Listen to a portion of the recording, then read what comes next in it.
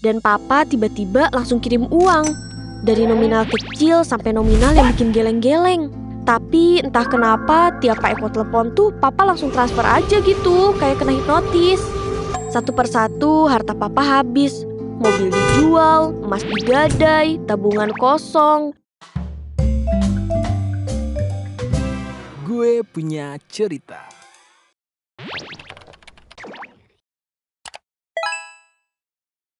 Peringatan, animasi ini dibuat dengan tujuan sharing pengalaman pribadi sang pengirim cerita. Dimohon untuk menghargai cerita tanpa menyudutkan beberapa pihak. Selamat menonton.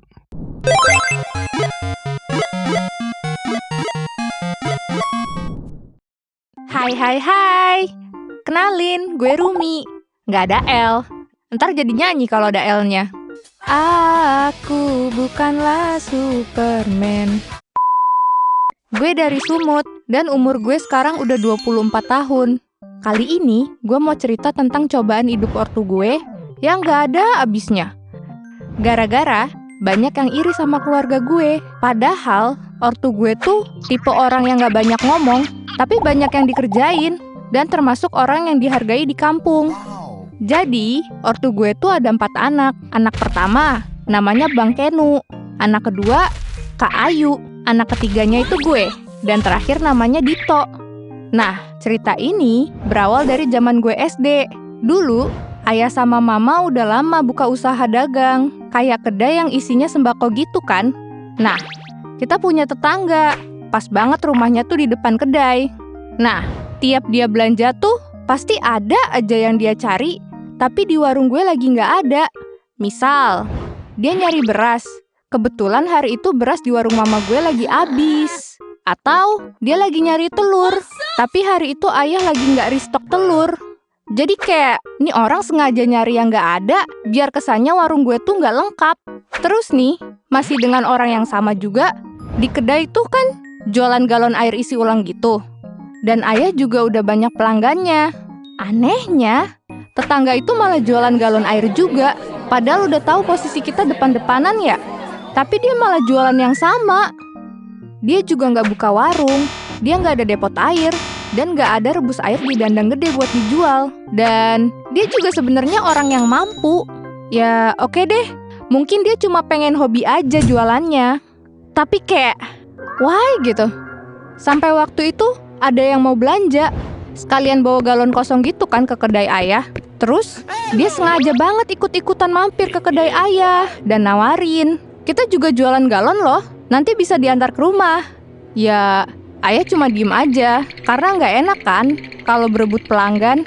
Terus juga masih mikir, kalau emang udah rezeki mah, nanti juga tetap ke kita kok. Tapi tetap aja heran, ini orang kenapa begitu sih? Ada lagi kejadian yang menurut gue aneh juga sih. Waktu itu gue masih kelas 4 SD, dan lagi ada acara layar tancap gitu di kampung. Posisinya di samping kedai, karena kebetulan lapangan itu kosong. Nah, petugas layar tancap yang malam itu lagi jaga, sempet pengen beli rokok gitu kan, tapi nyari ke samping lapangan. Katanya nggak nemu kedai mama gue. Sampai besok paginya, dia balik lagi tuh ke warung mama gue. Terus dia nanya, loh, di sini ada kedai. Semalam kok saya mau beli rokok di sini kosong dan gelap ya? Kayak kosong nggak ada apa-apa. Terus mama gue bilang, loh, kita semua lihat kalian pada bolak-balik loh lewat di depan warung. Kita nggak tutup kok. Lampu kedai juga hidup semua sampai belakang. Masa iya gelap? Terus disahutin, bener bu, kita sampai harus jalan jauh nyari kedai lain buat jajan. Setelah itu ya, mama cuma mikir, mungkin mereka salah lihat kali ya. Ada momen lain lagi nih. Waktu itu, mama lagi kedatangan tamu dari kampung ayah. Jadi, mama masak makanan gitulah yang lumayan banyak buat tamu. Waktu itu kompor yang dipakai tuh tipe kompor yang pakai sumbu. Kalian pernah lihat nggak kompor yang pakai sumbu? Kayaknya sekarang udah jarang deh. Pas lagi dipakai masak, entah gimana ceritanya, tiba-tiba tuh kompor meledak bejir. Kayak gimana ceritanya tuh kompor bisa meledak? Kayak aneh banget loh. Padahal udah lama banget mama masak pakai kompor itu. Tapi nggak pernah ada kejadian aneh-aneh. Pas kejadian tuh, mama gue lagi sama Kak Ayu. Gue lagi nonton TV, disuruh buat manggil ayah kan, buat lihat keadaan mama. Tapi ayah lagi nggak ada di kedai. Gue cari kemana-mana tuh ayah. Ternyata ayah lagi ada di belakang kedai sama opung yang dari kampung ayah. Mereka kayak lagi ngambil sesuatu gitu dari dalam tanah. Ternyata mereka ngambil bungkusan santet yang ditanam di tanah belakang kedai. Dan lu tahu isinya apa, guys? Isinya jarum, tulisan Arab, paku, dan lain-lain yang dibungkus di dalam kain putih. Ternyata opung punya keistimewaan gitu. Dia tahu ada yang jahat di kedai ayah. Jadi dia datang buat bersihin santet itu. Nah, waktu kain santet itu diambil, ternyata menyebabkan kontak ke rumah mama yang lagi masak. Jadi itulah penyebab kompor mama meledak. Mama gue jadi korban, pahanya kena minyak panas dan melepuh besar banget. Bahkan sampai sekarang bekasnya masih ada. Dan opung bilang, pelakunya akan ketahuan karena beberapa hari ke depan mereka bakal ribut keluarganya. Sampai barang-barangnya ikut keluar. Dan yap, bener guys. Temen ayah yang masih satu marga sama ayah, yang juga buka kedai baru itu, mereka suami istri ribut besar. Sampai istrinya lemparin barang-barang dapur keluar. Bahkan baju suaminya pun dia lemparin. Tapi dengan kejadian ini membuktikan kalau omongan opung itu benar. Pokoknya banyak hal yang terjadi lah. Sampai ketika gue SMP, krisis ekonomi melanda keluarga gue. Sampai kita harus jualan lontong, banyak utang, dan kedai dijual. Terus karena Mbah, BTW ini mamanya mama gue ya, tinggal sendirian, jadilah kita pindah ke rumah Mbah. Masih di kampung yang sama kok. Bahkan sampai Mbah meninggal kita masih di situ. Sampai abang pertama kuliah juga. Karena emang posisinya keluarga gue ekonominya lagi anjlok banget guys waktu itu. Tapi ayah dan mama selalu kerja keras dan ngedukung anak-anaknya. Jadilah abang tetap bisa kuliah, walau agak huha-huha dikit nyari biaya waktu itu. Tapi nggak apa-apa, ini demi masa depan anak-anak mama dan ayah, mereka kerja keras. Abang keterima kuliah di salah satu univ di Pekanbaru. Terus ada salah satu saudara kita yang bilang gini, iris kupingku kalau anaknya itu bakal berhenti. Nggak akan sanggup dia ini, lagi sulit ekonomi malah kuliahkan anak. Cih! Bukannya didoain yang baik-baik, biar rezekinya sampai buat sekolahin abang gue sampai beres, malah negatif banget ngomongnya. Dan alhamdulillahnya, walau sakit-sakitan, abang gue tetap bisa lulus tepat waktu. Dan kayaknya dia tertohok banget tuh, pas tahu abang gue berhasil selesai kuliah. Di usia gue yang udah dewasa ini, kejadian santet itu datang lagi nih. Opung gue yang di kampung, katanya mimpi rumah gue dikelilingin sama ular dan ada api besar yang jatuh ke belakang rumah, sampai rumahnya hancur. Terus ayah dan mama dikejar ular, terus mama gue ketangkep. Kata opung, ada orang jahat yang mau santet pakai tanam kain putih.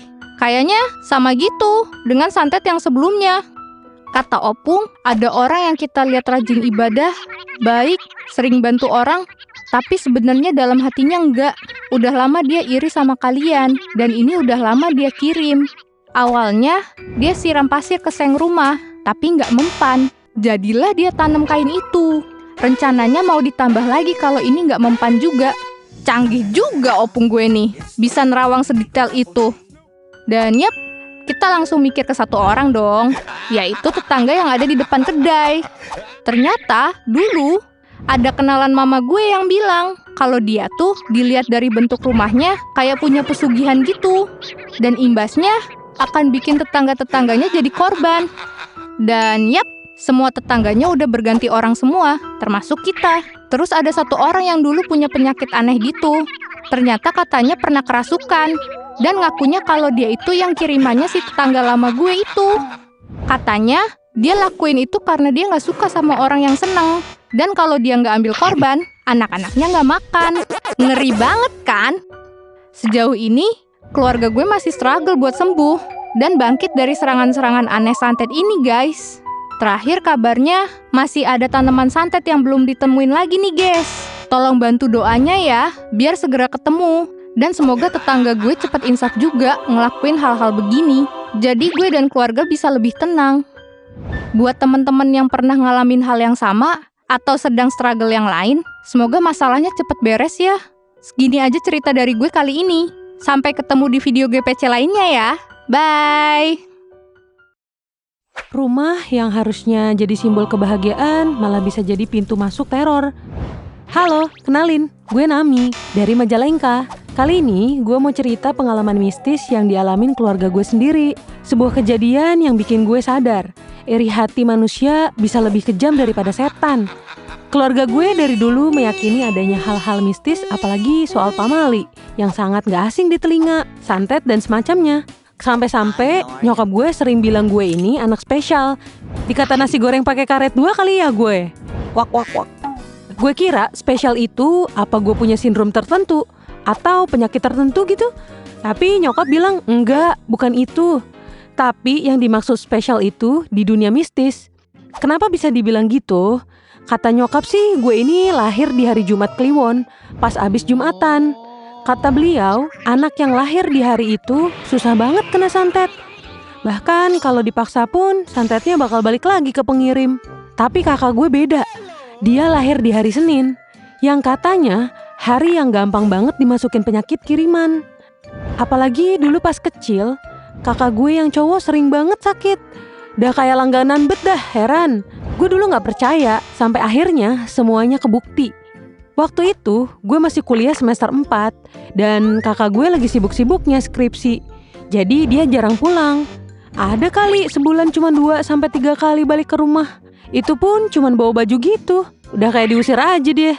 Suatu malam, dia pulang ke rumah, bawa laptop dan nunjukin sketsa rumah baru yang dia gambar sendiri. Intinya dia mau renovasi rumah total, rumah lama kita yang udah 15 tahun kita tempatin. Bokap awalnya nolak, karena ekonomi kami waktu itu cuman sisa tabungan dan itu buat biaya nikahan kakak. Tapi setelah debat panjang, akhirnya bokap ngalah. Proyek renovasi pembongkaran dan pembangunan banyak drama banget sama orang-orang sekitar. Lo tau lah, di kampung tuh kalau ada yang bangun rumah, langsung ada aja yang komentar miring. Akhirnya rumah selesai dan memakan waktu 7 bulan. Setelah menempati rumah baru di renov ini, ada hal horor setelah kita mendiami rumah ini selama seminggu. Waktu itu, kakak teriak dari kamarnya. Teriakannya bikin semua orang rumah panik. Gue larilah ke kamarnya. Dan kagetnya, gue ngeliat dia udah jatuh di bawah ranjang sambil megang kakinya kayak kesakitan gitu. Bokap nyokap buru-buru angkat dia ke tempat tidur. Tapi setiap kakinya digerakin, jeritannya makin nyaring. Bokap langsung nelpon mantri desa. Setelah 30 menit nunggu, akhirnya mantri datang. Terus langsung diperiksa deh tuh kakinya. Mantri bilang kalau semua bagian tubuh termasuk kaki, semuanya sehat dan gak ada yang sakit apapun. Tapi mantri bilang, untuk pengobatan lebih lanjut, ke dokter terdekat aja, biar tahu penyebab lebih dalam lagi. Soalnya emang aktif banget anaknya, kayak abis minum gula sedanau toba. Kagak bisa diem banget dah orangnya. Baru bentaran di rumah, tiba-tiba udah mau futsal. Mungkin sakitnya ini karena cedera yang belum sembuh, jadinya sekarang kumat lagi cederanya. Setelah itu besokannya kita bawa kakak ke dokter. Pas di sana, gue lihat ayah sama ibu lagi ngobrol serius gitu dan bisik-bisik. Gak lama kita pulang dari dokter, dan ibu sama ayah gue yang ngerawat kakak. Gue yang rada kepoan ini, gak biasanya tuh lihat ayah sama ibu ngobrol seserius itu mukanya. Akhirnya gue tanya beliau, sekalian speak sih, mau tahu hasil pemeriksaan kakak. Akhirnya ibu cerita, kata ibu, begini Neng, kakak sehat. Untuk kaki juga udah di CT scan, tetap gak ada yang salah kakinya.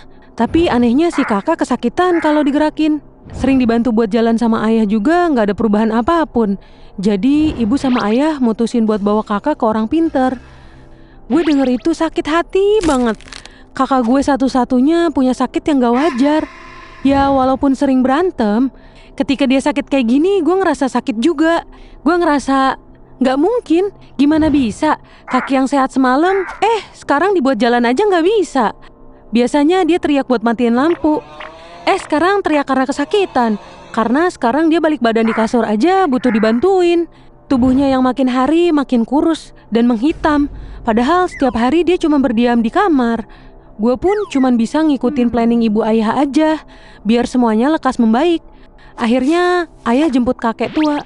Dia ini orang pinter, semacam sesepuh yang diyakinin punya ilmu yang digunakan untuk keperluan hal baik gitu. Sebut aja beliau dengan sebutan Mbah.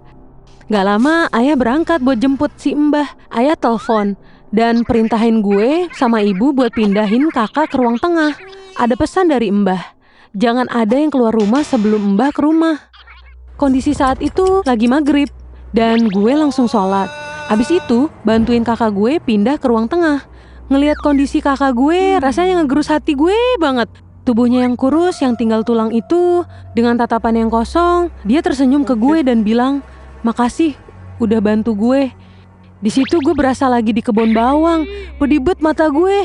Cuma bisa nahan nangis aja biar nguatin dia.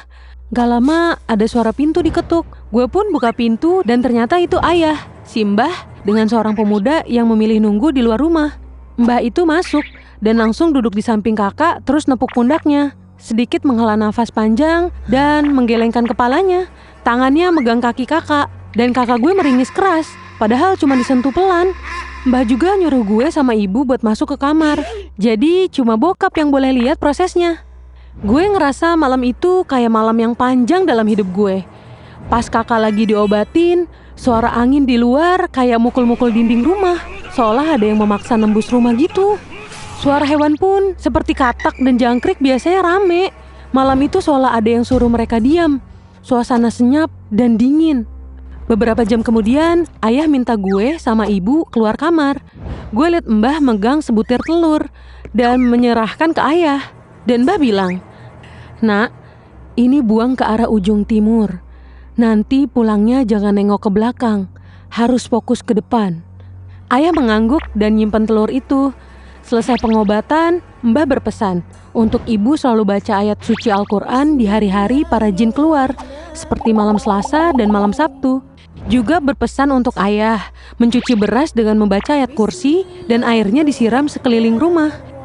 Dan Mbah juga berpesan ke gue untuk jaga sholat dan rutin ngaji, serta harus jadi orang yang kuat dalam situasi apapun buat keluarga gue.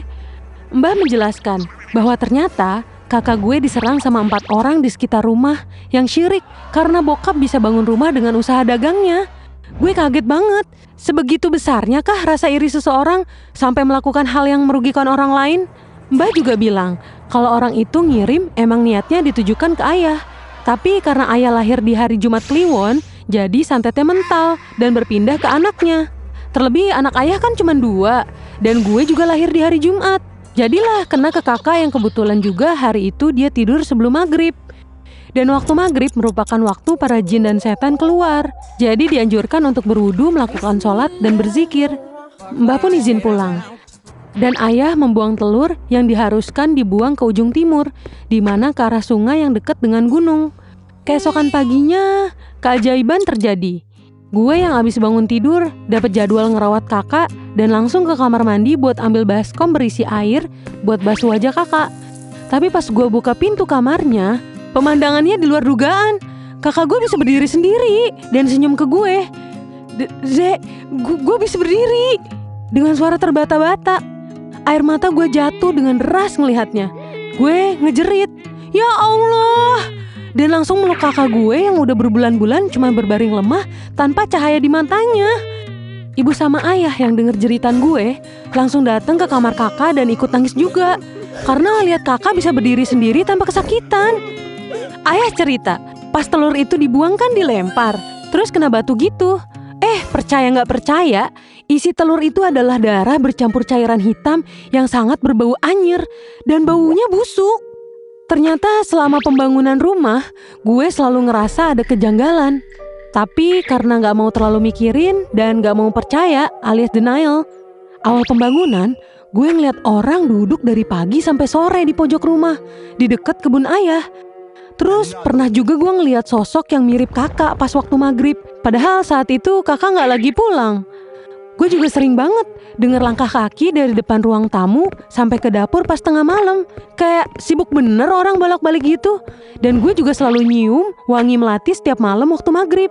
Ayah sama ibu juga sempat ngalamin hal mistis lainnya yang di luar logika pas pembangunan. Tapi mereka gak mau cerita ke gue. Mungkin biar gue gak jadi takutan kali ya. Sampai detik ini gue gak bisa berkata-kata. Cuman dalam semalam kakak sakit dan dalam waktu semalam juga dia bisa sembuh. Mata gue jadi saksi atas segala kejadian yang terjadi. Dan orang-orang jahat itu dengan berjalannya waktu, Allah tunjukkan ke kita. Memang Si Mbah menawarkan untuk menyebutkan siapa saja orangnya, tapi ayah sama ibu memilih untuk gak mau tahu. Yang penting, apa yang mereka perbuat ada balasan dari penyakit hati mereka sendiri. Rasa iri yang menguasai hati yang ngebuat orang itu buta sama apa yang dia lakuin, yang berdampak ngerugiin orang lain. Terlebih gue tinggal di perkampungan, hal semacam itu biasa terdengar. Tapi gak nyangka, kali ini keluarga gue yang jadi korbannya. Apalagi orang kampung sini, yang mayoritas bertani ataupun berdagang. Ya saat itu ayah gue juga berdagang, tapi dengan semua usahanya bisa ngekuliahin anak-anaknya plus ngebangun rumah dibanding yang lain, yang bagi orang-orang sekitar hal itu dianggap gak mungkin. Saat itu pikiran gue yakin kalau hal-hal mistis itu ada, dan mereka ada. Kita sebagai hamba Allah cuma bisa menguatkan iman dan ketakwaan dengan ibadah dan berdoa memohon perlindungan. Pesan gue, setiap kejadian pasti banyak pesan yang Tuhan ingin sampaikan ke umatnya. Jika kita mampu mengikhlaskan setiap luka yang menghampiri hidup, pertolongan Tuhan selalu menyertai kita. Sampai di sini akhir cerita gue. Semoga kalian selalu dalam lindungannya dan bahagia selalu ya. Sampai jumpa di video GPC lainnya. Dah. Hai, kenalin, gue Maya. Jadi, gue mau ceritain tentang kisah pengkhianatan yang dilakukan oleh orang yang dipercaya sama keluarga gue. Sebut aja dia Anomali, alias Om Tejo. Gue gak pernah nyangka, orang yang udah gue anggap keluarga sendiri, orang yang udah gue anggap paman, ternyata jadi sosok yang bikin hidup gue dan keluarga berubah jadi petaka, yang nyeret keluarga gue ke dalam kegelapan yang gak pernah kebayang. Jadi, kita udah kenal sama Tejo ini dari bonyok gue baru nikah di tahun 2000. Dia tinggal gak jauh dari rumah bonyok pada saat itu. Setiap bokap lagi kerja, si Anomali ini selalu nemenin nyokap di rumah. Pada saat itu si Tejo ini masih SMA. Dia pasti main PS di rumah sama nyokap sampai bokap gue pulang. Dan sekalian buat dia bolos sekolah. Di tahun 2004, gue lahir. Tejo adalah orang yang gue anggap paman sendiri. Gue selalu dibawa main ke rumahnya dan gue dianggap kayak keluarganya sendiri. Gue tumbuh besar dengan anggapan bahwa dia itu orang baik. Sampai akhirnya, kepercayaan itu jadi senjata buat nusuk kita dari belakang. Tahun 2013, dia kerja di usaha bokap. Ya karena dia orang yang udah dikenal dari lama, beberapa tahun kemudian, bokap angkat posisi dia sebagai tangan kanan bokap. Yang dimana, bokap naruh nama dia di bank untuk order barang perusahaan. Gue kurang paham sistemnya gimana. Intinya, dia bisa order barang yang dibutuhin sama perusahaan dan bokap tinggal bayar aja tiap bulannya. Di akhir tahun 2020, dia menikah. Istrinya ngefollow IG nyokap. Istrinya Tejo ini ternyata aktif di story-nya. Suatu hari, nyokap ngeh dari instastory bininya Tejo, di mana mereka sekeluarga setiap weekend pasti liburan ke luar kota dan nginep di hotel bintang 5. Bininya Tejo upload di lobi hotel dan di kamar mandi hotel mewah itu. Maklum, orang kampung, jadi agak norak gitu deh. Dari situ nyokap nanya ke bokap, berapa sih papa ngegaji si Tejo ini? Respon bokap kayak santai aja gitu. Ya semestinya dia dibayar aja mah. Singkatnya, di awal tahun 2021, nyokap masih mantau instastory bininya Tejo dengan harapan nemu temuan yang aneh lainnya. Karena heran banget, bokap bersikap biasa aja sama si Tejo. Karena nyokap gregetan, beliau nyuruh gue untuk pantau tempat usaha bokap. Jadi, usaha bokap itu ada 2. Yang satu utama dan yang satu lagi cabangnya, yang buat naruh barang karena udah gak muat di tempat utama. Dan lokasinya gak jauh, cuma beda beberapa kilometer aja. FYI, secara finansial gue dan keluarga alhamdulillah sangat-sangat berkecukupan. Jadi, setiap hutang dari pembelian barang yang nilainya ratusan juta setiap bulannya, ya bokap enteng aja tinggal bayar-bayar karena emang omsetnya gede juga. Sekitar pertengahan tahun 2021, gue sekeluarga memutuskan pindah rumah. Beberapa bulan sebelumnya emang sibuk buat cari rumah yang tepat buat kita sekeluarga. Kenapa pindah? Ya karena keuangan kita udah mulai agak menurun, jadi harus efisiensi. Di tahun 2022, syukurnya kita berhasil deal rumah baru dan mulai menjalankan renovasi sedikit demi sedikit. Nyokap masih bertanya-tanya sama kelakuan Tejo. Akhirnya nyokap gue nanya ke bokap dan nanya kerjaannya selama ini gimana. Di situ bokap terus terang kalau dia udah ada kali sebulanan gak ngantor di kantor utamanya dan sibuk di kantor cabang. Di situ nyokap kaget dong. Bokap juga bilang kalau dia ngerasa selalu males untuk ke kantor utama. Dan kantor utama itu dihandle sama Tejo. Bokap bilang dia ngerasa selalu ngantuk dan bete gitu kalau di kantor utama. Makanya bokap gue langsung belok ke kantor cabang dan lebih enjoy ngerjain kerjaan yang ada di cabang. Padahal di cabang ini merangkap gudang dan kerjaannya lebih berat dibanding di kantor utama. Di situ nyokap marah dan maksa bokap gue nggak mau tahu harus dipantau di kantor utama. Nyokap curiga dan makin yakin ada yang gak beres dan aneh sama sikap bokap. Bokap masih chill aja gitu nanggepinnya. Kok dari sekian banyak kecurigaan bisa-bisanya bokap gak mikir negatif gitu dan bisa sesantai itu. Di tahun 2023, alhamdulillah kita bisa menempati rumah baru. Tapi segala keanehan justru makin terasa di tahun itu. Satu-satu hewan peliharaan ada yang sakit parah dan gak berhasil diselamatkan dan berujung mati. Ada juga yang tiba-tiba mati mendadak tanpa alasan yang jelas. Terus keuangan semakin menurun dan bokap bilang usahanya akhir-akhir ini lagi sepi. FYI, nyokap gue ini sering nontonin podcast horor yang nyeritain tentang santet gitu.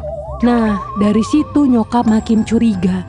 Pas usaha bokap lagi sepi-sepinya, segala pengeluaran yang besar dari renovasi rumah akhirnya tersadarkan kalau giro yang dibayarkan itu jumlahnya sangat banyak. Banyak barang yang dipesen tapi nyatanya barang itu gak ada di kantor. Dari situ bokap ambil tindakan. Bokap minta Tejo untuk kasih bon dari barang yang dipesan selama ini. Tapi lu tahu, bonnya gak banyak yang dia kasih dan juga nominalnya gak sesuai sama yang harus dibayar bokap. Bokap cerita ke temennya dan temennya hampir ngelaporin Tejo ke polisi. Barang dari teman bokap ini juga dikerjain sama Tejo. Barang yang dipesan Tejo di temennya bokap, dia nego habis-habisan dan bilang kalau ini buat usaha bokap, biar bantu usaha temen gitu. Akhirnya temen bokap kasih harga modal dia.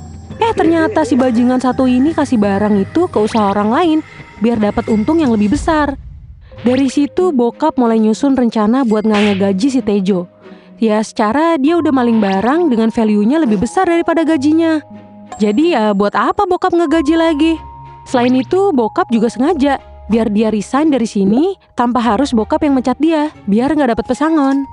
Si Tejo ini udah banyak tingkah sekarang. Jadi mulai banyak izin lah, sakit lah, biar dia nggak datang kerja. Nyokap lama-lama mengamati dan menyadari kalau ini ada yang nggak beres. Selain ada yang nilep, juga ada yang mau ngerjain kita sekeluarga melalui magis. Akhirnya nyokap ngajak gue buat ke orang pinter alias ustadz yang ngerti hal-hal begituan. Di situ ustadznya bilang, kalau kita sekeluarga harus berhati-hati karena memang ada beberapa orang yang berusaha nyantet kita termasuk Tejo ini. Dia punya niat menguasai tempat usaha bokap. Dia berusaha untuk ngelabui bokap supaya nggak betah ada di kantor utama. Jadi dia bisa ngerjain kerjaannya dengan bebas tanpa dipantau.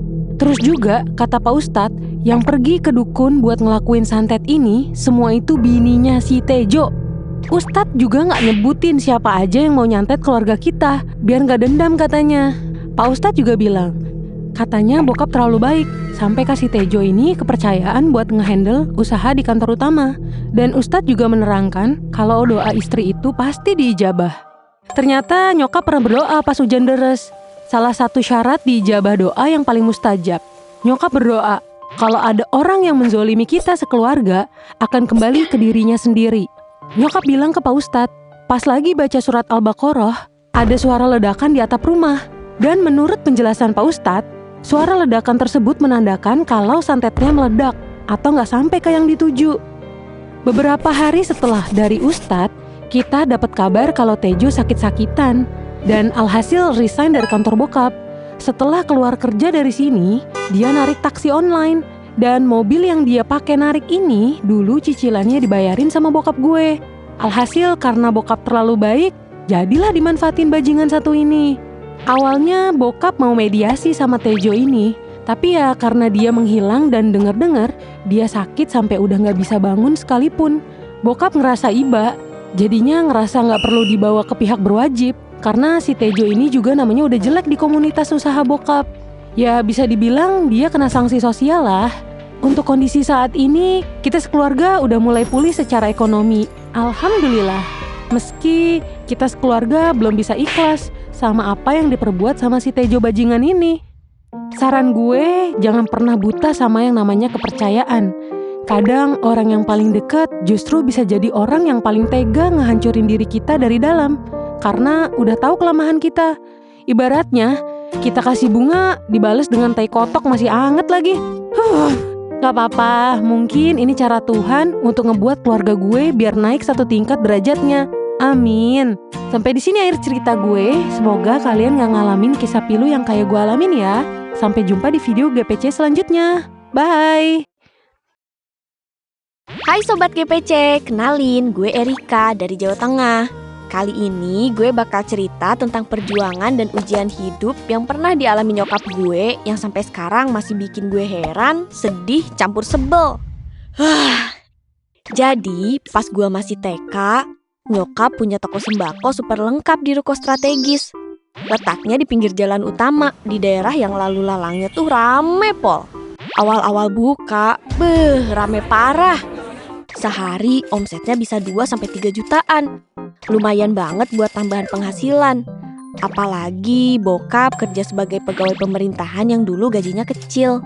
Seiring berjalannya waktu, gue pun naik SD. Seiring berjalannya waktu, gue pun masuk SD. Dan toko nyokap masih jalan lancar seperti biasa. Sampai suatu hari, tiba-tiba toko mulai sepi. Bahkan banyak pelanggan bilang, "Loh Bu, kok tokonya sering tutup sih? Padahal saya sering lewat loh." Nyokap saat itu cuma bengong. Karena ini toko buka terus sampai kiamat. Dan nyokap selalu standby di toko. Aneh banget. Kayak ada yang nutupin toko itu dari pandangan orang-orang. Awalnya nyokap cuek. Soalnya beliau bukan tipe orang yang percaya hal-hal mistis. Tapi lama-lama mulai curiga. Ada satu orang, sebut aja dia Endah. Awalnya dia baik. Bahkan bisa dibilang SKSD gitu. Tapi belakangan ini berubah total dan nunjukin warna aslinya. Endah jadi judes dan sinis ke nyokap. Padahal anaknya satu kelas sama gue. Suatu malam, nyokap mimpi kecelakaan dan dijenguk banyak orang. Salah satunya si Endah. Di mimpi itu, Endah pakai baju pink, duduk terdiam dan tatapannya kosong. Pas bangun, nyokap nganggep itu bunga tidur aja. Beberapa hari kemudian, mimpi itu kejadian beneran in real life, gengs. Nyokap ditabrak anak SMA pas beli lauk. Tangannya cedera parah dan harus dioperasi karena tulangnya masuk ke sela-sela. Untungnya ada warga sekitar yang bantuin nyokap dan dibawa ke rumah sakit terdekat. Pas di RS, orang-orang penghuni ruko sekitar datang ngejenguk nyokap. Dan yang bikin merinding disco, si Endah datang pakai baju PINK, pink. Dan dia duduk persis kayak di mimpi nyokap. Gue gak ngerti itu kebetulan atau sebuah pertanda. Tapi dari situ, semuanya makin aneh. Setelah itu, toko nyokap makin sepi kayak kuburan. Bahkan nyaris bangkrut. Agak-agak masuk akal sih. Soalnya toko nyokap tuh paling lengkap. Bahkan orang-orang yang biasanya mampir cuma buat tuker receh, tiba-tiba gak ada satupun yang datang. Setiap pagi, nyokap nemu abu, pasir aneh, dan bungkusan pasir yang kalau dibakar meletup-letup. Tapi nyokap makin rajin ibadah. Tetap positive thinking, gak mau balas jahat, cuma kuatin doa dan sholawat. Bertahun-tahun berlalu, gue pun sudah duduk di bangku SMA. Setelah insiden itu berlalu, malamnya nyokap mimpi ketemu ular hitam masuk toko. Dan besok harinya, nyokap lagi naik kursi buat ngambil tutup panci di atas rak piring. Tapi karena gak seimbang, akhirnya nyokap jatuh dari kursi. Sialnya, posisi jatuhnya tuh ngenain tangan yang pernah dioperasi karena cedera waktu itu. Dipanggil lah tukang pijet ke rumah. Bagian tangannya gak bisa dipijet, kayak ada penghalang.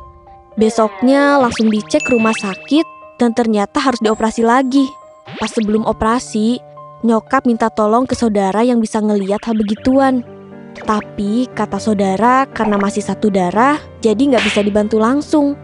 Cuma disaranin banyakin sholawat dan jangan putus doa. Dan puncaknya, baru-baru ini kakak gue mata batinnya kebuka. Dia ngeliat hal yang gak masuk akal.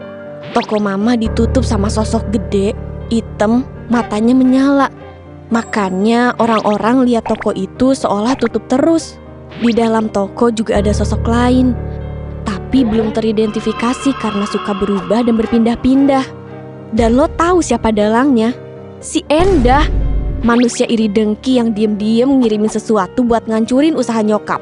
Kata kakak gue, suaminya si Endah bahkan nikah sama sosok ular. Tujuannya biar bisa ngirim sihir ke toko nyokap atau ke siapapun yang dianggap saingannya, biar makin sepi dan toko dia yang rame. Dan kakak gue ngejelasin kenapa tiap nyokap jatuh, yang sakit tuh tangan yang itu-itu lagi. Karena semua adalah kiriman Endah, biar nyokap sakit berkepanjangan dan gak buka tokonya. Sakit banget emang tuh orang. Dan nyokap gak pernah balas dendam. Beliau cuman bisa berpasrah sambil terus beribadah. Dan kata kakak gue lagi, nyokap tuh dilindungin sama benteng gaib dari kakek yang dulu pernah jadi orang sakti. Bukan suling sakti ya, hehehe. Jadi, meskipun sering dikirimin, tapi nggak pernah bisa bikin targetnya gila, apalagi mati. Cuma ya, rasa sakit dan ujiannya berat banget. Setelah bertahun-tahun ngejalanin jalan kotor, si Endah dan suaminya makin gila kuasa. Toko mereka emang makin rame, tapi semua serba aneh. Kata warga, tiap malam toko mereka kayak nggak pernah tutup, tapi bukan manusia yang jaga. Dan makin hari, aura mereka makin gelap. Si Endah makin sakit-sakitan, kulitnya pucat, matanya cekung, dan rambutnya rontok parah, padahal masih muda. Balasan datang pelan-pelan kedua sejoli itu. Berawal dari suaminya yang kena batunya duluan. Suatu malam, suaminya jatuh pingsan pas lagi beresin stok barang. Langsung dibawa ke RS, tapi hasilnya nihil. Semua hasilnya normal, tapi suaminya gak bangun-bangun 4 hari. Kita sekeluarga kepalang sakit hati dan gak mau jenguk. Tapi kakak gue datang ke RS mau lihat kondisi aneh itu. Gak lama kakak pulang dari RS, dia bilang ke kita, dia bukan sakit medis, tapi dia lagi ditahan di dunia jin. Kayak tumbal yang belum lunas utangnya. Setelah koma 40 hari gak kunjung sembuh, suaminya Endah pun dinyatakan meninggal. Mayatnya aneh, lidahnya menjulur panjang kayak ular, dan matanya gak bisa ditutup. Sedangkan Endah kehilangan semuanya yang mereka perjuangkan dengan cara kotor itu. Dan badannya pun habis, sisa tulang aja. Pesan dan pembelajaran dari kisah nyokap, kalau orang punya hati bersih, sabar, dan gak balas kejahatan orang yang dijahatin, itu next level of berpasrah diri kepada sang pencipta. Dan pertolongan akan datang dengan sendirinya. Dan ingat, doa orang yang teraniaya itu kayak pisau baru diasah alias tajam banget. Orang yang main kotor pakai hal gaib mungkin menang sesaat, tapi ujungnya bakal kena batunya sendiri. Sampai di sini akhir cerita gue. Semoga kalian gak ngalamin kepahitan di hidup ini ya. Sampai jumpa di video GPC selanjutnya ya. Bye-bye. Halo, kenalin nama gue Grita. Saat ini usia gue 25 tahun plus. Dan ini adalah kisah tentang keluarga gue. Alkisah nih ya, ada seorang gadis belia dan penjaga tong-tong bekerja di satu perusahaan. Mereka jatuh cinta dan melangsungkan pernikahan. Mereka pun akhirnya nikah dan punya 3 anak. Ya, mereka adalah bokap nyokap gue. Gue punya 2 abang cowok, dan gue pun jadi anak terakhir cewek satu-satunya. Oke, sekarang balik lagi fokus ke ortu gue di zaman dulu. Mereka berdua sama-sama seorang HRD alias personalia di sebuah perusahaan. Ya, namanya juga seorang HRD, pasti sering ketemu orang kan? Mulai dari nyelesain masalah orang maupun masalah perusahaan. Singkat cerita, ada atasan nyokap sering tektokan soal kerjaan, pasti selalu lama banget. Ini antara ngobrolin kerjaan apa podcast ya? Nah, lama-kelamaan jadi deket deh tuh mereka. Ternyata atasan tersebut suka sama nyokap dalam menangani masalah internal maupun eksternal perusahaan. Atasannya sempat bilang ke nyokap secara random, dan terjadilah percakapan kayak gini. Bu, mau nggak sama saya? Ih, bapak minumnya di mana? Mabuknya di sini. Saya udah punya anak 3, Pak. Kata nyokap sambil ketawa ringan seolah bercanda, biar nggak canggung-canggung amat. Namanya juga atasan ya kan? Atasan nyokap gue masih aja ngerespon begini. Semua orang di perusahaan ini juga tahu, Bu, kalau ibu anaknya 3. Saya bisa kok menceraikan istri saya asal ibu mau sama saya. Jir lah, kata gue teh. Mau di sini tuh maksudnya dia ngajak nikah nyokap gue ya. Gue beneran gak paham bisa segila itu pemikirannya. Terus nyokap gue bales lagi deh, biar gak makin ngaco obrolannya. Bapak nih bercanda terus ya. Sambil ketawa dan jalan keluar ruangan. Waktu kejadian itu, usia abang gue yang pertama saat itu masih 6 tahun. Ya, masih anak TK lah guys. Namanya Varius. Abang yang kedua, usianya masih 3 tahun. Sementara gue pada saat itu baru 1 tahun. FYI, kita anaknya rumahan banget guys. Sampai dijagain babysitter segala. So, ya kita ini jarang keluar rumah. Kecuali nih ya, kalau ortu kita lagi libur kerja, pasti diajakin muterin komplek pakai motor. Azan maghrib berkumandang, artinya harus masuk ke dalam rumah dan tutup pintu seluruhnya rapat-rapat. Karena kepercayaan orang zaman dulu, kalau maghrib adalah waktu makhluk halus bertukar dimensi dengan manusia, sehingga mereka berkeliaran di sekitar kita dan suka menampakkan wujudnya. Tapi abang gue tetap gak mau masuk pas azan maghrib itu, dan sebelum masuk rumah, pasti selalu nangis kejer dan nunjuk-nunjuk di tempat sampah depan rumah, dan gak ngomong apa-apa. Kalau ditanya nyokap gue lihat apaan, dia cuma diem, dikira kuis tebak-tebakan kali ya. Bentar, coba kita bayangin dulu. Kira-kira apa ya yang dilihat abang gue? Genderuwo kah? Pocong? Kuntilanak? Atau Mike Wazowski? Tahu dah. Gue yakin itu pasti serem banget. Sampai abang gue kejar sekejar-kejarnya. Dan kejadian ini bukan sekali dalam sebulan guys. Melainkan hampir tiap hari. Ya nyokap bokap gue puyeng lah ya. Mana mereka capek habis pulang kerja. Terus malah ada kejadian kayak gini. Akhirnya abang gue dibawa ke smart people. Alias orang pinter. Tapi bukan Albert Einstein, apalagi Profesor Dumbledore ya. Biar gue lurusin nih. Orang pinter itu bukan dukun kayak pakai sesajen gitu. Bukan ya guys ya. Gue orang biasa, cuma emang kebetulan bisa nanganin hal kayak begitu. Usut punya usut, si orang pinter bilang kalau abang gue ketempelan sesuatu yang kebawa dari tempat kerja. Jir, kira-kira apaan ya ini pemirsa? Dek, ketempelan dari mana ya? Perasaan nyokap bokap gue gak pernah pipis atau ngomong sembarangan deh. Dan gak pernah bermasalah dengan rekan kerjanya juga. Terus si orang pinter itu bilang gini, oh ini mah emang ada yang ngirim dari tempat kerja bapak ibu. Dia suka sama si ibu, makanya dikirimin makhluk itu dan stay di depan rumah.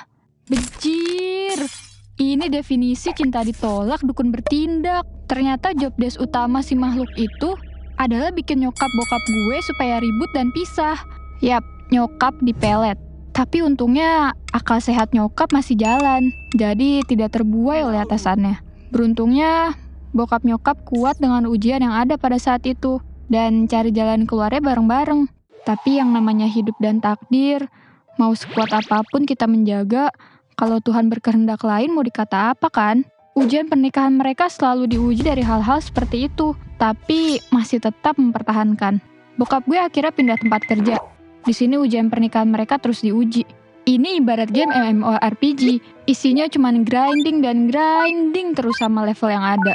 Akhirnya bokap gue naik pangkat dan akan diberikan beberapa fasilitas. Pasti orang kantor tahu deh perihal benefit dan reward tersebut. Terus entah dari mana asalnya, tibalah ada perempuan gila, sebut saja Cegil.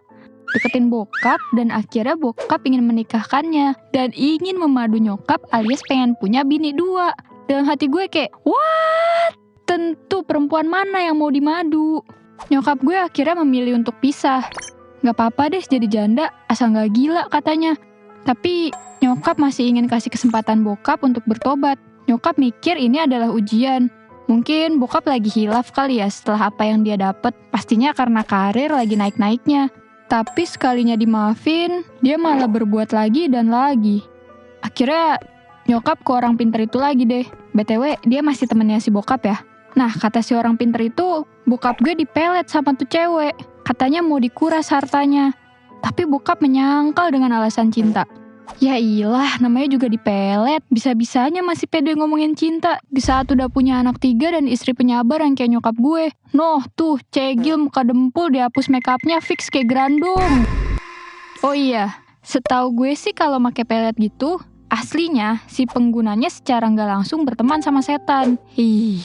Gue sih ogah ya kemana-mana dibilang cantik karena bantuan setan. Nah, satu syarat dari orang pintar itu adalah kalau Bapak mau sembuh dan terlepas dari pelet ini, jangan ketemu Cegil lagi dan jangan balas SMS dia. Kalau ketemu Cegil karena sekantor, ya cukup buang muka aja. Bokap pun akhirnya mengiyakan. Beberapa hari bokap gue bisa lakuin ini, hingga pada saat perempuan itu ngejar-ngejar terus bokap via SMS dan telepon. Akhirnya bokap gue kepincut lagi dong. Yah kocak, gitu aja tergoda lagi. Nih Cegil ngasih bokap gue 2 butir pil hitam dan nyuruh bokap untuk minum. Tujuannya pil ke-1 biar bokap nyokap berpisah dan pil kedua biar mereka jadi nikah. Akhirnya setelah diskusi panjang, nyokap memilih mengikhlaskan dan membiarkan bokap dengan pilihan barunya deh. Yap, nyokap memutuskan untuk pisah. Sebelum bercerai, nyokap diminta bokap untuk resign karena alasan jaga anak waktu itu. Karena babysitter kita makin susah dan tidak terpercaya. Terus ya nyokap nurut dong untuk resign dan merelakan jabatan yang udah dia bangun sedari gadis. Setelah selang setahun, akhirnya mereka resmi bercerai secara hukum dan agama. Bayangin deh, disuruh resign buat ngurus anak. Lah situ, enak banget kalau gue pikir-pikir. Gue tahu banget nyokap gue terpukul. Tapi gue yakin nyokap itu orang yang kuat. Setelah itu, nyokap bingung. Gak ada pemasukan yang tetap dan anak 3 masih kecil.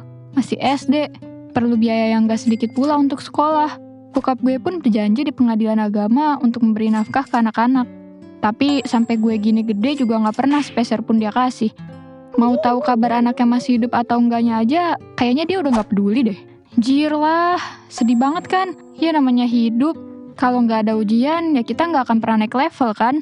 Akhirnya nyokap memutuskan menjual rumah yang kita tempati. Ada 2 rumah dijadikan 1 dan ya lumayan lah buat biaya anak-anak sampai kuliah. Terus kita pindah ke rumah ortu nyokap gue di Garut. Tapi ya namanya jualan rumah, bukan kayak jualan es lilin mak cece kelapa muda. Hambatan demi hambatan kita hadapi bersama. Nyokap struggle sendirian. Pasti banyak hal berkecamuk di kepalanya. Tapi dia yakin Tuhan bakalan membantu dan menguatkan kita. Nyokap mulai memasarkan dari naruh spanduk di depan rumah. Karena pas tahun 2002 belum ada sosmed kan. Jadi masarinnya belum segampang zaman sekarang. Jadinya iklan via koran dan nempelin di tiang listrik gitu deh. Singkat cerita, ada ibu-ibu yang berminat beli rumah gue tanpa nawar. Gile, tajir, pol pikir nyokap. Sebut aja dia Ibu X. Ibu X ini pengen ngeliat sertifikat rumah dan nyokap gue gak gampang percaya dong. Lalu si Ibu X bilang kalau dia udah sempet transfer via internet banking. Dan nunjukin HP-nya cepet banget ke nyokap. Padahal kelihatan juga kagak cuy. Karena si Ibu X gak bisa lihat sertifikat rumah kita, keesokan harinya dia datang lagi. Tapi ada keanehan malam sebelum dia datang kedua kali. Nyokap yang biasanya tidur abis isya, jam 9-an tuh maksimal banget pokoknya. Nah, ini nyokap gak bisa tidur sampai jam 3 pagi. Jir, kenapa lagi nih? Akhirnya nyokap memutuskan buat nyetrika di ruangan setrikaan. Nyokap kan emang gak bisa dingin kipas gitu ya. Dan alergi debu. Pasti langsung bersin kalau kehirup debu. Nah ini nyokap gue jadi bersin-bersin. Dan bersinnya nyokap gue tuh gede pol lah. Kayak bersin bapak-bapak tau gak lo? Sumpah. Sampai kedengeran 230 meter. Lo tahu tiba-tiba ada suara kaget dari sebelah kiri nyokap. Dan gak ada siapapun di situ. Suaranya berat kayak bapak-bapak tua yang kaget teriak, "Wah!" Sumpah deh. Ini diisengin apa kiriman? Secara kayak terlalu tiba-tiba aja kejadiannya. Tapi untungnya nyokap gue tuh bukan tipe yang penakut ya. Jadi lanjut lagi aja tuh nyetrika. Mumpung ada yang nemenin kali ya. Lalu keesokan harinya Bu X yang mau beli rumah datang lagi. Dia ngeliat banyak gelang emas ada di tangan nyokap. Dan random tuh si ibu bilang kalau mau beli dan ngajak ke rumah dia. Akhirnya nyokap gue diajak naik angkot dulu tuh buat ke halte bus. Terus dia pinjem HP nyokap. Ya saat itu HP-nya Nokia jadul layar kuning yang harganya nggak masuk akal mahalnya. Dan zaman dulu belum banyak orang kan yang megang HP. Nah anehnya, dia pakai HP nyokap buat nelpon temennya pas diangkot. Setelah selesai dipakai pun, HP nyokap masih tetap dipegangin sama dia. Sementara tangan satunya lagi megangin tangan nyokap. Kayak, ini maksudnya apa nih? Terus nyokap ada telepon dari keluarga. Dan HP akhirnya balik dong ke tangan nyokap. Karena di angkutan umum padat orang, jadilah mereka terlepas. Bu X sempat minta uang 200.000 Ya pada zaman itu mungkin setara kayak 2 juta kali ya kalau sekarang. Katanya sih buat ongkos pulang ke rumahnya. Nah di sini nalar nyokap gue mulai sadar, kok dia mau beli rumah tapi uang 200.000 aja nggak punya.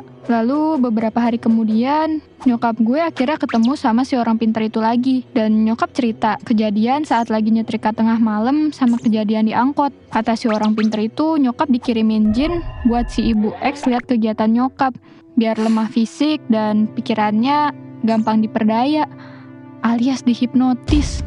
Jadi keesokan harinya gampang deh tuh buat nyari celah di hipnotis. Tapi alhamdulillah semua itu aman sih. Nyokap pulang dengan selamat, tapi cuman kehilangan 200.000 aja. Dari situlah nyokap udah nggak memasarkan rumahnya untuk dijual. Padahal keinginannya cukup kuat untuk pindah dari situ. Karena ada terlalu banyak kenangan yang menyakitkan buat dia. Tapi ya yang namanya hal buruk kayak gini jauh lebih menyeramkan dan lebih menyakitkan ketimbang teror horor belaka. Tapi kebahagiaan yang dibangun, keharmonisan yang dijaga, sirna karena masalah guna-guna. Godaan harta, tahta, wanita itu ternyata nyata. Buat kalian di luar sana yang lagi dapet cobaan, please banget jaga iman kalian. Semoga hal buruk apapun bisa kalian lewati. Salam dari gue punya cerita. Halo Sobat Penat, kenalin gue Kalista, umur gue 19 tahun dari Blitar, Jawa Timur. Kali ini gue punya cerita mistis berkaitan sama ilmu hitam yang dialami keluarga gue. Kisah horor ini yang gak butuh penampakan, gak ada poci, apalagi Neng Kunti. Tapi tiba-tiba uang habis di tangan orang yang kita gak kenal sama sekali asal-usulnya. Jadi papa sama mama nikah di tahun 2006. Di tahun 2007 lahirlah gue. Tapi sayangnya hubungan itu gak berjalan dengan mulus. Di tahun 2010 mereka bercerai. Tanpa merebutkan hak asuh anak, gue diasuh sama papa. Mama ada, tapi jarang banget gue ketemu dia. Paling cuma seminggu sekali, itu pun cuma beberapa jam. Gue ini anak tunggal. Sejak kecil dunia gue cuma satu, yaitu papa. Sosok papa di mata gue ini orang yang baik, terlalu baik malah. Kemanapun papa pergi, gue selalu ikut. Kita kayak dua orang yang saling bergantung satu sama lain. Tahun 2017, papa punya teman deket yang punya hobi yang sama, yaitu miara ikan koi. Namanya Pak Nando. Mereka udah berteman lama. Tiap ada lomba ikan koi nih, mereka berdua selalu berangkat bareng, bahkan sampai keluar pulau sekaligus. Suatu hari, Pak Nando ini ngenalin temennya, namanya Pak Eko. Kata Pak Nando, Pak Eko ini lagi butuh uang 1,5 juta buat nebus uang dolarnya jadi uang rupiah. Dan nanti uang yang dipinjem Pak Eko bakal dikembaliin 2 kali lipat.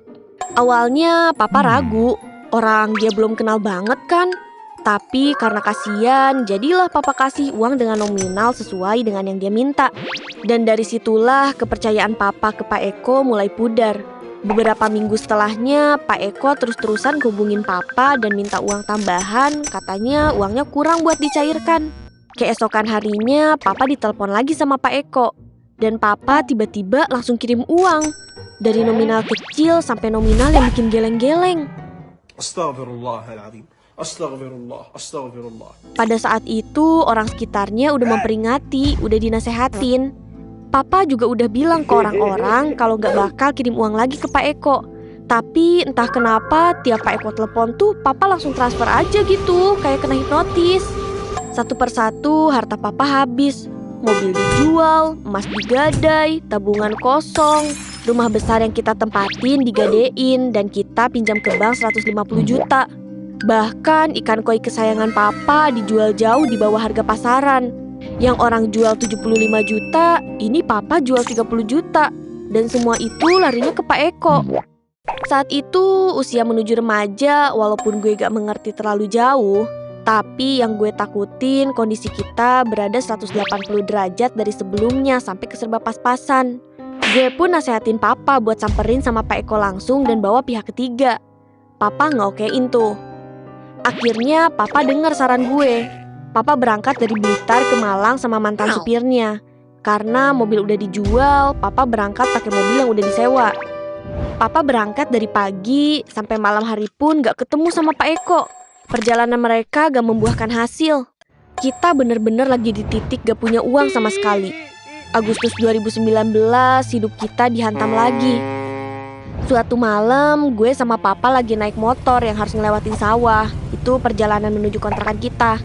Dengan kondisi jalan yang gelap karena gak ada penerangan jalan, tiba-tiba dari arah berlawanan ada motor ugal-ugalan. Gak ada lampu motornya dan melaju kencang menghampiri kita. Setelah mereka nabrak kita, dia langsung pergi gitu aja. Gue, papa, sama motor terpental berjauhan. Yang gue inget saat itu ada 2 pemuda yang mabok. Di situ gue lemes banget. Syukurlah luka gue nggak begitu parah. Tapi kondisi papa cukup memprihatinkan. Papa gue jarinya putus dan harus dioperasi 11 juta. Gue langsung ngehubungin saudara papa dan syukurnya mereka mau bantu biaya operasi papa. Setelah kejadian kecelakaan itu, papa udah gak ada uang dan pastinya udah gak ngirim uang lagi ke Pak Eko. Ya iyalah, mau ngasih apaan? Mau dikasih kolor bolong apa tuh si kampret? Dan sejak itulah papa mulai sakit aneh. Sakit perut luar biasa yang terus menerus. Udah diminumin obat anti nyeri, tapi gak ada perubahan. Dan malah makin sakit. Akhirnya saudara papa nyuruh berobat ke dokter. Papa dicek organ dalam dan dilakukan pemeriksaan endoskopi. Dimasukin kamera ke dalam tubuhnya buat ngeliat sakitnya apa. Hasil pemeriksaan nunjukin papa sehat, gak ada sakit apapun. November 2019, malam dimana yang gak akan gue pernah lupa seumur hidup gue.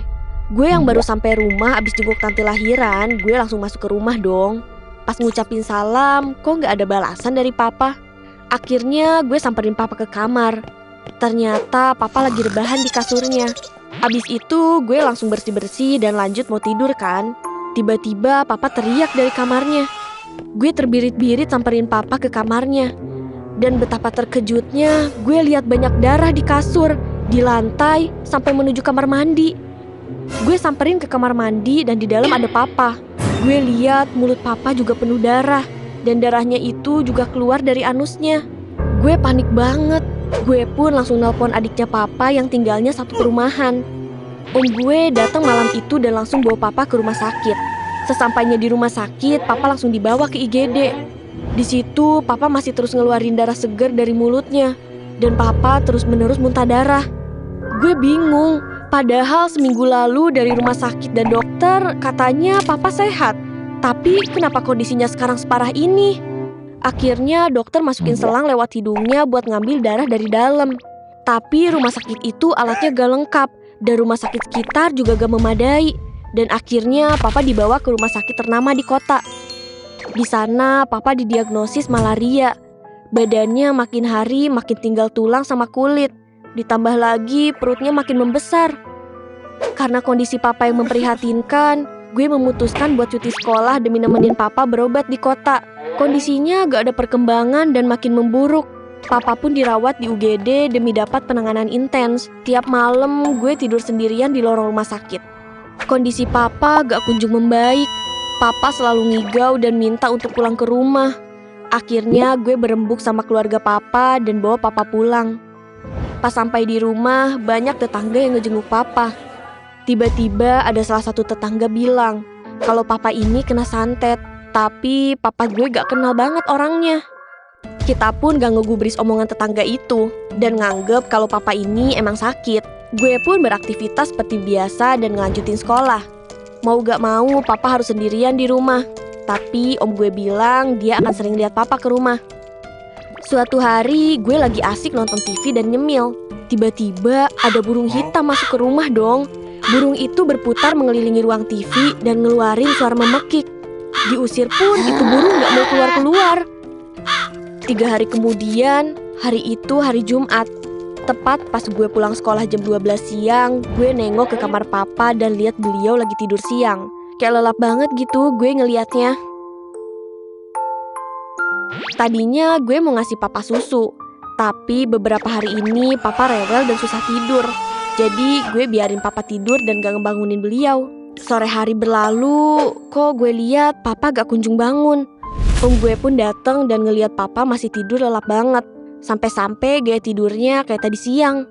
Karena udah sore, gue mau ngasih makan ke papa. Tapi dibangunin kok gak gerak. Om gue bantu dudukin papa dan ngecek nadi di lehernya. Terus kupingnya ditempel ke dada papa. Dan ternyata jantungnya dan nadinya udah gak berdetak. Om cek hidungnya pun gak ada hembusan nafas. Di situ gue sadar kalau papa udah gak ada. Dan gue kehilangan satu-satunya rumah gue. Om gue pun ngurus ini itu dan bawa almarhum papa ke rumah duka untuk dimandikan. Gue diem di kamar, sendirian di rumah, bengong dan berusaha mencerna segala sesuatu yang terjadi hari ini. Gue bener-bener sangat terpukul. Setelah papa dimakamkan, gue tinggal sama mama. Sebulan kemudian, tepat di hari Jumat, gue dapat kabar kalau Pak Nando, sahabat papa yang ngenalin si manusia benalu atau si Pak Eko itu meninggal. Entah itu suatu kebetulan atau memang sudah takdir. Sampai sekarang gue gak tahu gimana keadaan Pak Eko. Semoga dia dapat hidayah dan balasan yang setimpal jika benar ini perilakunya. Teman-teman, doain papa gue tenang di alam sana ya. Dari kisah ini gue belajar kalian harus lebih hati-hati lagi untuk kenal sama orang, apalagi ke orang yang gak dikenal. Dan jangan terlalu baik ke orang yang salah. Itu bisa ngancurin hidup. Terlepas ini ilmu hitam atau enggak, please banyakin ibadah dan kuatin iman kalian ya, supaya jadi benteng terkuat dan dijauhkan dari hal-hal mistis kayak gini. Semoga kalian gak ngalamin kepahitan hidup ini ya. Sampai di sini akhir cerita gue. Sampai jumpa di video gue punya cerita selanjutnya. Bye-bye.